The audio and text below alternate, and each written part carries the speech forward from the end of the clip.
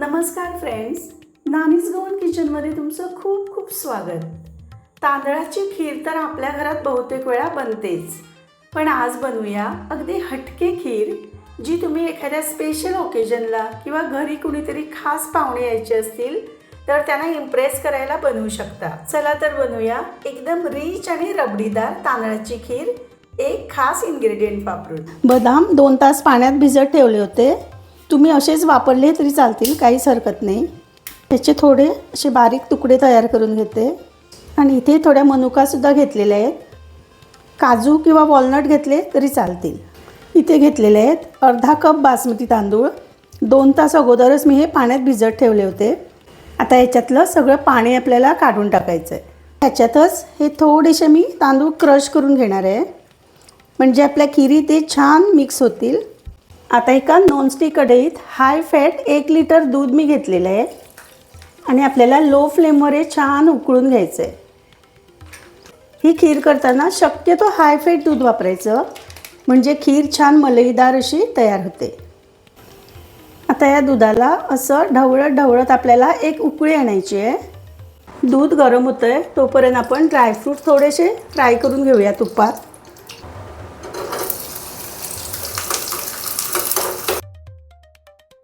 मनुकासुद्धा तुपात एकदम थोडा वेळ फ्राय करून घ्यायच्या आणि पटकन काढून घ्यायच्या.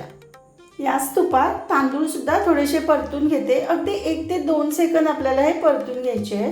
तुम्ही हे फ्राय न करता सुद्धा वापरू शकता, पण तुपात थोडेसे परतल्यामुळे तांदळांना मस्त चव येते, त्यामुळे ही स्टेप शक्यतो स्किप करू नका. आता उकळी आलेली आहे. आता ह्याच्यात घालते आपण तुपात फ्राय करून घेतलेले तांदूळ आणि हे एकदम लो फ्लेमवर आपल्याला तांदूळ एकदम सॉफ्ट होईपर्यंत शिजवून घ्यायचे.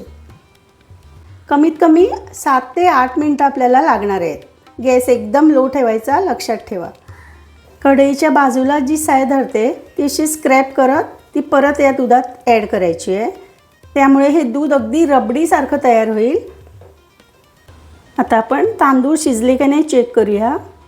तुम्ही बघू शकता तांदूळ छान शिजलेले आहेत. तांदूळ शिजत आले की याच्यात आता घालायचं अर्धा कप मिल्कमेड.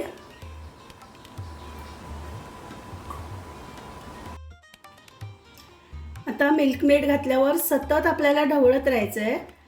आता आपल्याला जास्त वेळ शिजवायची सुद्धा गरज नाही, कारण मिल्कमेड घातल्यामुळे हे दूध एकदम जाडसर असं आपलं रबडीसारखं तयार होईल. फक्त 1-2-3 मिनटं आपण अजून थोडंसं शिजवून घेऊया.